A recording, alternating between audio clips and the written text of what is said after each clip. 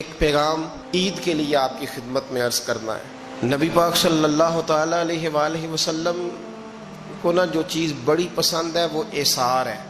اپنے منہ کا نوالا نکال کے کسی کو دے دینا، یہ حضور کو بڑا ہی پسند ہے۔ قربانی کرنا، ایثار کرنا، ضرورت ہوتے ہوئے کسی کی مدد کرنا۔ قرآن مجید آپ پڑھے نا تو صحابہ کی تعریف قرآن نے بیان کی، فرمایا وَيُؤْثِرُونَ عَلَىٰ أَنفُسِهِمْ وَلَوْ كَانَ بِهِمْ خَصَاصَةٌ، فرمایا وہ دوسروں پر اثار کر دیتے ہیں چاہے انہیں کتنی ہی ضرورت کیوں نہ ہو۔ عید قریب آ گئی، باوجود پابندیوں کے بازاروں میں رش بڑھ گیا۔ ہم تو سن رہے تھے کہ لوگوں کا کاروبار بند ہے، پر پتہ نہیں لوگ اتنی خریداری کرنے کیسے پہنچ گئے۔ لیکن کچھ لوگ ایسے بھی ہیں جن سے میں نے دبے لفظوں میں پوچھا کہ سوٹ سلوا لیا ہے، تو انہوں نے جب یہ کہا نا کہ دکانیں ہی نہیں صحیح طریقے سے کھلی، تو وہ ان کی جھکی جھکی آنکھیں بتاتی تھیں کہ دکان پہ جانے کے پیسے کوئی نہیں پاس۔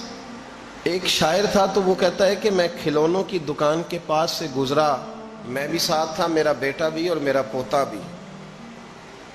تو میرا پوتا ضد کرنے لگا کہ کھلونا لینا ہے، تو میرے بیٹے نے بڑا سمجھایا نہیں لینا، پر بچے نے ضد نہیں چھوڑی۔ باپ نے مارا بھی ڈانٹا بھی، پر اس نے کہا نہیں میں نے کھلونا لینا ہے۔ تو جب میرا بیٹا نہیں مان رہا تھا تو میں نے پھر اس کو کہا، میں مثال دے رہا ہوں، پس منظر کچھ یوں بنا ہوگا۔ اس نے کہا کہ تم کھلونے کی دکانوں کے پاس سے کیوں گزرے؟ یہ بچے کی ضد ہے، یہ سمجھوتا نہیں کرتی۔ یہ بچوں کی ضد ہے، یہ سمجھوتا۔ اور وہ آج بھی دوپہر میں بچوں کو سلا دیتی ہے اس ڈر سے کہ گلی میں پھر کہیں کھلونے بیچنے والا نہ آ جائے۔ صرف میری گزارش اتنی ہے کہ 3 جوڑے بنوانے والا 1 بنوا لے، اور تھوڑا تھوڑا ایثار کا جذبہ، غریبوں کا عید پر خصوصی خیال۔ امیروں نے سارا مہینہ گوشت کھایا ہے اور بڑا دب کے کھایا ہے۔ جو نبی پاک کی امت سے پیار کرے نا، رسول پاک اس سے بڑا پیار کرتے ہیں۔ اس طرح کرنا، عید پہ گوشت کا آرڈر دینا، لیکن ایک دن اپنے گھر پکا لینا اور کوشش کرنا کہ دائیں بائیں جہاں گوشت نہیں نہ جاتا، تھوڑا تھوڑا وہاں بھی صرف چھوٹے چھوٹے خرچے اپنے کم کر کے، تو وہ پھر بھی جیب میں نہیں رکھنے، وہ تھوڑا سا اظہار اس عید پہ بڑا ضروری ہو گیا ہے۔ ہاں کچھ ہیں ایسے ہی گھر، اب یقین کریں گاؤں میں پھر بھی کچھ لوگ ایسے ہیں جو خیال کر لیتے ہیں۔ شہروں میں چونکہ ہم ایک دوسرے کا حال بھی نہیں پوچھتے، آج بھی گاؤں میں کچھ کچے مکانوں والے اپنے ہمسائے کے گھر فاقہ نہیں ہونے دیتے۔ تھوڑی تھوڑی یہ اپیل ہے، میری خاص اپیل ہے، یاد رکھنا تھوڑا سا۔ میرا ایک دوست سے بڑا ہی پیار ہے، بڑا ہی، مجھے بڑی محبت ہے۔ میں کچھ ضروری تو نہیں ہر بندے کے منہ پہ کہا جائے۔ ان کی بیٹیاں کام کرتی ہیں، مجھے ایک صبح انہوں نے بتایا کہ بچیاں کام پہ جاتی ہے، تو میں فجر کے بعد سوتا ہوں۔ اس دن میں سو نہیں سکا، بڑا میں اذیت میں آ گیا۔ میں نے کہا کہ بیٹیاں تو میری بھی ہیں نا، تو اس لیے یہ تھوڑا سا مہربانی کریں، خدا را تھوڑا سا امت کا درد بھی محسوس کریں۔ بڑی بڑی سوسائٹیاں تو تھوڑی ہیں، زیادہ لوگ تو ابھی بھی کچے مکانوں میں ہیں، تو مہربانی کریں تھوڑا سا ان لوگوں کا اس عید پہ ضرور خیال کریں۔ آج 21 رمضان کو میرے ابا جی فوت ہوئے تھے، آج کے دن، آج ان کو 19 سال ہو گئے۔ اب 19 سال پہلے میں کہاں تھا آپ سوچ سکتے ہیں۔ تو میں نے بڑے ان کے جانے کے بعد راتیں بھی دیکھی ہیں، اور میں نے ان کے جانے کے بعد بڑے کٹھن معاملات بھی دیکھے ہیں۔ تو میں نے یہ ذائقہ چکھا ہے، مجھے پتہ ہے کہ یہ جو غریبی کا اور یتیمی کا رنگ ہوتا ہے، اس کی اصل شکل کیا ہے وہ میں نے اصل شکل دیکھی ہے، تو میں اس کے مد و جزر سے میں واقف ہوں، مجھے اس کا پتہ ہے۔ تو مہربانی فرمائیں، آپ سے میری یہ درد مندانہ اپیل ہے کہ تھوڑا تھوڑا دائیں بائیں ضرور توجہ کیجئے گا۔ رب کریم میری نبی پاک علیہ السلام نے فرمایا جو بندہ جو کام کرتا دنیا سے جائے گا وہی کام کرتا ہوا اٹھایا بھی جائے گا۔ ایک بندہ شراب کے نشے میں مر گیا تھا، شراب زیادہ پی لی، پھیپھڑے کام کرنا چھوڑ گئے، یا رسول اللہ صلی اللہ علیہ وسلم یہ شراب میں مر گیا ہے. فرمایا معاذ اللہ قیامت میں اٹھے گا تو اس کے منہ سے شراب کی بدبو آ رہی ہے. مسلم شریف کی حدیث ہے، بخاری میں موجود ہے. ایک صحابی تھے، وہ حضور کے ساتھ میدان عرفات میں پہنچنے میں لیٹ ہو گئے. اپنی اونٹنی دوڑاتے ہوئے تیزی سے میدان عرفات میں پہنچے اور زبان پہ جاری تھا لبیک اللہم لبیک لبیک لا شریک لک لبیک ان الحمد والنعمت لک والملک لا شریک لک لبیک. یہ لبیک کہتے کہتے جا رہے، اچانک اونٹنی سے گرے، گردن کے بل انتقال ہو گیا. نبی پاک علیہ السلام نے فرمایا کفن نہ تو احرام میں ہی لاؤ. حضور نے جنازہ پڑھایا، فرمایا اسے دفن کر دو، یہ قیامت کے دن جب قبر سے اٹھے گا تو لبیک لبیک کہتا ہوا ہی اٹھے گا. جو بندہ جو کام کرتا دنیا سے جائے گا، بس ذہن بنا لو، جو کرتا جائے گا. اس لیے ہمارے بزرگوں نے لکھا ہے کہ حضرت عمر نماز پڑھاتے ہوئے دنیا سے گئے تھے تو قبر سے نماز پڑھاتے نکلیں گے. حضرت بلال اذانیں پڑھتے گئے تو اذان پڑھتے ہوئے قبر سے نکلیں گے. حضرت عثمان غنی دنیا سے قرآن مجید کی تلاوت کر رہے تھے، جب شہید کیے گئے تو قبر سے نکلیں گے تو قرآن پڑھتے ہوئے نکلیں گے. اور فرمایا مدینے والے محبوب دنیا سے امت کو یاد کرتے ہوئے تشریف لے گئے تھے، جب مزار سے نکلیں گے تو امتی امتی کہتے ہوئے ہی نکلیں گے. ہر نظر کانپ اٹھے گی محشر کے دن، خوف سے ہر کلیجہ دہل جائے گا، پروڑ کر وہ کالی کملی آ جائیں گے، سارے محشر کا نقشہ بدل جائے گا. دیکھیں نا، ناراض نہ ہوئیے گا. تاجر تجارت کا ذکر گھنٹوں کرتا ہے تو تھکتا نہیں، سیاستدان سارا دن سیاست کی باتیں کرتے ہیں تو تھکتے نہیں. تو آپ قرآن پڑھتے ہوئے کیسے تھک جاتے ہیں؟ تسبیح نکالتے ہوئے کیسے تھک جاتے ہیں؟ درود شریف پڑھتے ہوئے. موت کے لیے تیاری کریں. آپ جو کام کرتے ہیں نا انشاءاللہ وہی کام کرتے ہوئے دنیا سے. اعلیٰ حضرت فاضل بریلوی رحمت اللہ تعالیٰ علیہ فرمایا کرتے تھے انشاءاللہ ساری زندگی حضور کے ترانے پڑھے ہیں، قیامت میں بھی ترانے پڑھتے ہی اٹھیں گے. میں اپنی حیاتی تو قربان تھی ماں، محمد محمد پکیندے گزر گئی، محمد محمد پکیندے گزر گئی، احد کولو احمد ملیندے گزر گئی. تو تیاری کریں، اسباب اس کے لیے بنائیں. آپ بخاری مسلم دیکھیے، حضرت سیدنا ابو بکر صدیق رضی اللہ تعالیٰ عنہ فرمانے لگے کہ جب ہم غار ثور میں تھے تو کافر جو تھے نا وہ بالکل غار کے قریب آ گئے. جن لوگوں نے غار ثور دیکھی ہوئی ہے وہ جانتے ہیں کہ اس جانب وہ سوراخ ہے غار ثور کا جہاں تک کافر آن پہنچے تھے. تو فرماتے ہیں کہ کافر بالکل قریب آ گئے. اب پوزیشن یہ بن گئی کہ ان کے پیر ہمیں نظر آنے لگے، بالکل سامنے کھڑے ہیں، وہ تلاش کرتے کرتے آ گئے. حضرت ابو بکر صدیق رضی اللہ تعالیٰ عنہ فرماتے ہیں میں نے بڑی پریشانی کے عالم میں عرض کی یا رسول اللہ صلی اللہ علیہ وسلم، اگر انہوں نے اپنے پیروں کی طرف دیکھا تو ہمیں پکڑ لیں گے، اگر انہوں نے اپنے پیر دیکھے تو وہ ہمیں چھوڑیں گے نہیں، پکڑ لیں گے. تو نبی پاک صلی اللہ تعالیٰ علیہ وسلم کا میں نے چہرہ دیکھا تو حضور کے چہرے پر پورا اطمینان تھا. میں نے بڑی پریشانی کے عالم میں عرض کی حضور وہ گرفتار کرنے والے پہنچ گئے، بالکل یعنی بالکل ہی پہنچ گئے حضور، یہ پیر آ گئے ان کے. یا رسول اللہ صلی اللہ علیہ وسلم اگر انہوں نے نیچے دیکھا تو ہمیں گرفتار کر لیں گے. قربان جاؤں مدینے والے محبوب کے توکل پر. نبی کریم نے ایک جملہ کہا، حضور بڑے اطمینان سے فرمانے لگے ابو بکر ان دو بندوں کے بارے میں تیرا کیا خیال ہے جن کے ساتھ تیسرا ان کا رب ہوا کرتا ہے؟ جن کے ساتھ تیسرا ان کا رب ہو تو ان کے بارے میں تیرا کیا خیال ہے؟ ان اللہ معانا، فرمایا بے شک اللہ ہمارے ساتھ ہے. تو اللہ کی ذات پر توکل، بھروسہ اس کے فضل پر، اس کے کرم پر. دیکھیں نا ہمارے ہاں بہت زیادہ بعض لوگ خوف کا شکار ہو جاتے ہیں، ڈرتے پھرتے ہیں، سہمے رہتے ہیں. اور خدا کے بندے تیرا ڈر تجھے مارے گا، تیرا خوف تجھے مار ڈالے گا، تیرا ڈر جو ہے وہ تجھے کمزور کر دے گا. اگر تیرے اندر قوت ہے، اگر تیرے اندر ہمت ہے. جو لوگ رعب کا شکار ہو جاتے ہیں وہ چلے جاتے ہیں، وہ ختم ہو جاتے ہیں. اور جن کی قوتیں باقی رہتی ہیں، جن کی ہمتیں باقی رہتی ہیں، جن کی طاقتیں باقی رہتی ہیں، وہ جسمانی طور پر تو جوان ہوتے ہیں، اللہ انہیں روحانی طور پر بھی جوانی عطا فرما دے. یہ جو دن چل رہے ہیں وہ ہمارے ہاں ہمارے حکمران کہتے ہیں مزید سخت فیصلے کرنے پڑیں گے. میں نے کہا تمہارے لیے تو آسان ہے، اس لیے کہ تم تو جس دفتر میں بیٹھ کے فیصلہ کرتے ہو اس کی تو بتی کوئی نہیں جاتی. تمہیں کیا پتا ہو، وہاں تو اے سی بھی 1 منٹ کے لیے بند نہیں ہوتا. یہ تو اس سے پوچھو باپ سے کہ جو عید سے پہلے اپنی بیوی سے مشورہ کر رہا ہے کہ عید آ گئی ہے، اگر بیٹی کے گھر کپڑے نہ بھیجے تو اس کی ساس باتیں کرے گی۔ یہ چھوٹی عید گزری تھی نا، تو ہمارے ہاں کچھ لوگ سمجھتے ہیں کہ سخاوت صرف رمضان میں ہی کرنی ہے، اور رمضان میں ثواب زیادہ ہے، ورنہ راشن ونڈن والے اور لوگ کو عیدوں بعد بھی بھوک لگ دیجئے، عید کے بعد بھی اسی طرح ہی غریب کے ساتھ پیٹ ہوتا ہے، لیکن توجہ نہیں۔ ایک تو ذوق علم پیدا کریں۔ ہم نے اس عید پہ کوشش کرنی ہے کہ ہماری گلی میں، ہمارے محلے میں، ہمارے دائیں بائیں تھوڑا سفر کریں، بچوں کو دیکھیں، سرکاری سکول سے نکلتے بچوں کو دیکھیں، مساجد مدارس سے نکلتے بچوں کو دیکھیں۔ ہم نہ ایک ایک دو دو کا ساتھ دیں۔ یہ جتنی سیاسی جماعتیں کام کر رہی ہیں، جن کی حکومت تھی، جن کی ہے، پتہ نہیں کل کس کی آئے گی، میں تو ذاتی طور پر ان سے پورا مایوس ہوں۔ مجھے تو نہیں لگتا کہ جتنے لوگ آج تک حکومت کر چکے ہیں، بار بار آتے ہیں یا پچھلی حکومت گئی ہے، ان کے پاس کوئی پلان ہی نہیں ہے۔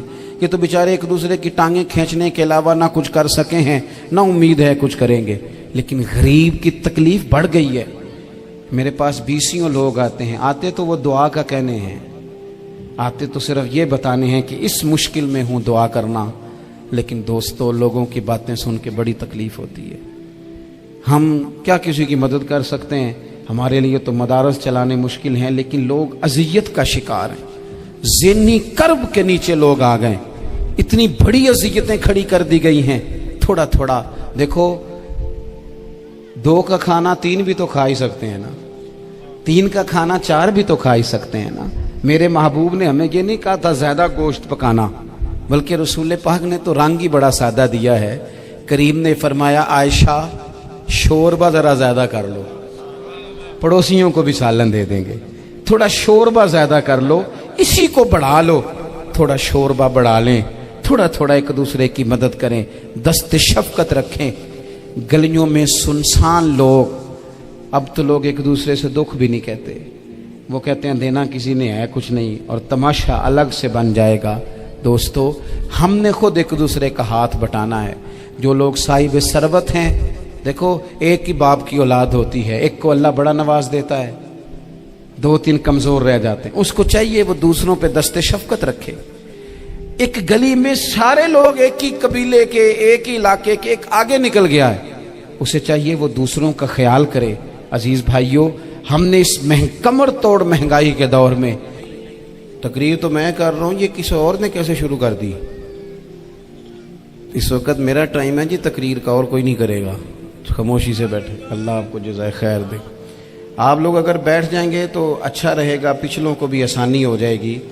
پیچھے آپ کے لوگ تکلیف میں ہیں، نہیں پیچھے دیکھنے کو نہیں کہا، بیٹھنے کو کہا، اگر آسانی سے بیٹھ سکیں اللہ آپ کو جزائے خیر عطا فرمائے۔ کسی اور جگہ پہ اہتمام ہو جاتا زیادہ اچھا تھا، کچھ تھوڑی سی دشواری احباب کو ہوئی، لیکن کئی دفعہ دور سے بندہ چل کے آئے تو اسے نماز کا زیادہ ثواب ہوتا ہے۔ تو آپ تھوڑا سا، ہمارا گفتگو کا وقت ہے، لمبا نہیں، آپ اگر اطمینان سے بیٹھ جائیں گے تو 2-4 باتیں اپنی بساط کے مطابق عرض کرنے کی کوشش کروں گا، اللہ توفیق عطا فرمائے۔ سب سے پہلی بات تو یہ ہے کہ یہ دستار فضیلت ہے طلباء کا۔ علم کا لغوی معنی جاننے کے ہوتے ہیں۔ علم حاصل کیا جاتا ہے کسی چیز کی معرفت کو حاصل کرنے کے لیے۔ جب ہم کوئی علم حاصل کرتے ہیں تو ہم یہ چاہتے ہیں کہ ہمیں اس چیز کے نفع اور نقصان کا پتہ چل جائے، اور جب ہم دینی علم حاصل کرتے ہیں تو اس کا مقصد یہ ہوتا ہے کہ ہمیں رذائل اور خسائل ان دونوں کی خبر ہو جائے، خیر کیا ہے شر کیا ہے اس میں تمیز کا ملکہ ہمیں نصیب ہو جائے، اچھائی اور برائی کھل کر ہمارے سامنے واضح ہو جائے۔ یہ مقصود ہوتا ہے علم سے۔ علم سے، تعلیم سے مقصد زیادہ باتیں کرنا نہیں ہوتا۔ ایک آدمی بہت زیادہ باتیں کرتا ہے تو شاید بڑا عالم ہے، ایک شخص بہت زیادہ گفتگو کرتا ہے تو اس کے پاس معلومات زیادہ، ایسا نہیں، بلکہ حضرت عبداللہ ابن مسعود رضی اللہ تعالیٰ عنہ سے جب کسی نے پوچھا تھا کہ بڑا عالم کون ہوتا ہے، تو آپ فرمانے لگے جو رب سے زیادہ ڈرے وہ بڑا عالم ہے۔ اور دلیل انہوں نے یہ دی کہ اللہ کریم نے قرآن مجید میں فرمایا ہے کہ انما یخشی اللہ من عبادہ العلماء، اللہ کے بندوں میں سے جو عالم ہیں وہ رب سے ڈرتے ہیں۔ تو دینی تعلیم، اس کی معلومات حاصل کرنے کی کوشش کریں، صحیح کریں۔ قرآن مجید کی ایک آیہ کریمہ کا کچھ حصہ جو میں نے تلاوت کیا، اس میں اللہ کریم نے فرمایا اپنے محبوب سے، کہا وَقُلْ رَبِّ زِدْنِی عِلْمًا، اے محبوب آپ میری بارگاہ میں یہ دعا مانگیں، آپ یہ عرض کریں کہ اے رب میرے علم میں اضافہ کر دے، اے مالک میرے علم میں اضافہ کر دے۔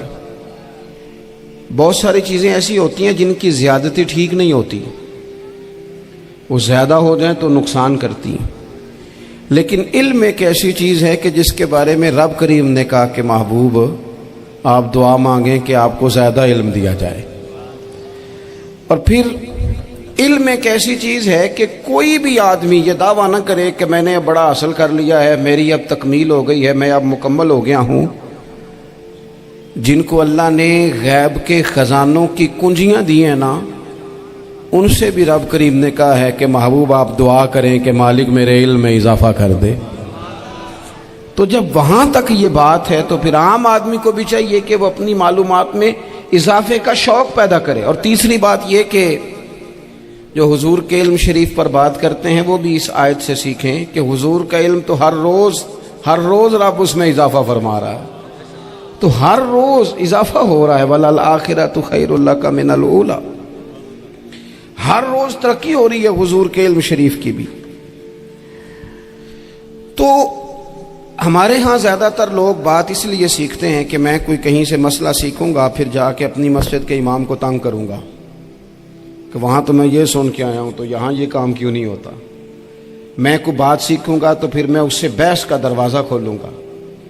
علم کا مطلب ہی اپنے آپ کو سنوارنا ہے۔ معلومات حاصل کرنے کا مطلب یہ کہ آپ کے عمل میں پختگی آئے، آپ کے کردار میں پختگی آئے، آپ نے جو سیکھا ہے آپ اس کے مطابق اپنے آپ کو ڈھالیں۔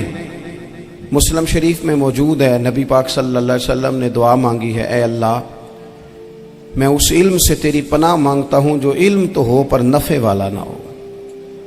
جس بندے کے علم نے اسے نفع نہیں دیا، وہ کچھ سیکھ نہیں سکا اس سے، تو اس کا علم کسی کو کیا نفع دے گا۔ جب خود سے اس نے، اور صوفیہ کرام تو فرماتے ہیں کہ جو لوگ بڑی معلومات حاصل کر لیں، بڑی باتیں سیکھ لیں، پنچایت میں کسی کو بولنے نہ دیں، گھر میں کسی کو بولنے نہ دیں، بہت سارے لوگ تو علماء کو بھی مشورہ دیتے ہیں، بڑی باتیں کرے لیکن عمل کے لحاظ سے بندہ زیرو ہو تو اہل دل فرماتے ہیں اس کی صحبت سے بچو۔ اسے بڑا پتہ ہے، بڑی باتیں آتی ہیں، بڑی باتیں کرتا ہے، لیکن گفتگو کی حد تک تو بہت بڑا ہے، عمل کے معاملے میں صفر ہے۔ بہت سارے لوگ مسجد کے حجرے میں میٹنگ ہو رہی ہوتی ہے اور وہ لمبی لمبی دلیلیں اور مشورے دے رہے ہوتے ہیں، نماز کا ٹائم آ جائے تو اٹھ کے چلے جاتے ہیں، کہتے ہیں میں اپنے محلے دی مسیتیں پڑھنی۔ کئیوں کو کام یاد آ جاتا ہے۔ فرمایا کہ شخص کے پاس معلومات بڑی ہوں لیکن عمل کے معاملے میں بندہ زیرو ہو تو اسے بچنا کیوں؟ اس لیے کہ اگر پڑھا لکھا آدمی بے عمل ہونا تو وہ اپنی بے عملی پر بھی دلیلیں پیش کرتا ہے۔ وہ کہتا ہے میں یہ کام نہیں کرتا تو یہ میرے پاس دلیل ہے، وہ تو بے عملی کو بھی مزین کر دے گا معاذ اللہ۔ تو دینی تعلیم ایک تو حاصل اس لیے کریں کہ ہم نے اپنے آپ کو سنوارنا ہے، اور دوسرا علم کا شوق طبیعت میں ہو۔ لیکن نا اللہ کے حبیب صلی اللہ علیہ وسلم نے فرمایا ہے کہ جو علم کے رستے پہ چل پڑا وہ جنت کے رستے پہ چل پڑا ہے۔ جمعوں میں، محفلوں میں کانوں کے ذائقے کے لیے نہ آئیں، اس لیے آئیں کہ میرے علم میں، میرے عمل میں یہ کوئی اضافے کی بات بنے گی، میں کوئی نصیحت حاصل کروں گا تو میرے دل کا زنگ اترے گا۔ ہمارے ہاں یہاں لوگ مزے کے لیے آتے ہیں اور آج کل لوگ فوٹو کے لیے آتے ہیں۔ ان دو کاموں سے نکل کر خالص اصلاح کی نیت سے علم کا شوق، ہمارے ہاں تیزی سے ایک حرکت کی گئی، علماء کا وقار خراب کیا گیا اور لوگوں کو دینی علوم سے دور کیا گیا، اور اس میں بعض بیچارے واعظین اور خطباء نے بھی کردار ادا کیا جب جعلی پیر کی تعریفیں کھول کے کی، اور اسے پتہ نہیں کہاں تک یہ اسٹیج ہوتے ہیں نا، ان میں کوئی بندہ اچھا لگے بھی تو اس کے لیے دعا کرنی چاہیے، تعریفیں نہیں کرنی چاہیے۔ تعریفیں اس کا کوئی فائدہ نہیں ہے، اس بندے کو تو دعا کا فائدہ ہے، اگر آپ کو اچھا لگ رہا ہے تو اسے دعا دیں، اس سے زیادہ کچھ نہیں کریں۔ اور ہمارے ہاں جناب وہ نقیب محفل بیچارے کی شامت آ جاتی ہے اگر تعریفیں تھوڑی کرے تو، کہتے ہیں انہوں تو نام ہی نہیں لینا ہوں، اور بھائی اس کے نام لینے سے آپ کا قد اونچا ہوتا ہے۔ تو علم اور عالم ان دونوں چیزوں سے قوم کو دور کیا گیا۔ دینی تعلیمات کا فقدان ہے، جو میٹرک تک لوگ 60-70 کتابیں پڑھ جاتے ہیں انہیں بھی قرآن پاک ٹھیک سے نہیں پڑھنا آتا، دور کیا گیا۔ آپ مجھے بتائیے، چلیں ایک مسجد ہی آپ دیکھ لیں، اس مسجد کے اندر اگر ایک طرف ایک عالم دین مشکات شریف کھول کے بیٹھے ہوں، حدیث پاک کا درس ہو رہا ہے، یا بہار شریعت کھول کے بیٹھے ہیں، فقہی مسائل بیان کیے، اور اسی مسجد میں ایک بابا جی جبہ پہن کے تگڑا سا بڑی سی پگڑی باندھ کے اور 500 دانے والی تسبیح لے کے بیٹھے ہیں، اب ایک بندہ اندر آتا ہے تو وہ کدھر جائے گا، عالم کی طرف کہ بابا جی کی طرف؟ وہ کیوں جا رہا ہے بھلا بابا جی کی طرف؟ وہ اس لیے کہ ہم نے اسے یہ بتایا ہی نہیں کہ جس طرح سبحان اللہ سبحان اللہ سبحان اللہ پڑھنا عبادت ہے نا، اسی طرح دارابا پڑھنا بھی عبادت ہے۔ اسے ہم نے بتایا نہیں کہ جب تک علم کے رستے میں رہنا بھی عبادت ہے، جب تک اسے یہ سمجھ نہیں نہ آئے گی کہ جس طرح وظائف کی کتاب پڑھنا عبادت ہے اسی طرح مشکات شریف پڑھنا بھی عبادت ہے۔ کافر اسی پچ ہو گیا، پھر تسبیح مصلا کی کرنا، اساں ظاہر نو رب منیائے، باطن دا اللہ کی کرنا، اساں ظاہر نو رب منیائے، باطن دا اللہ کی کرنا۔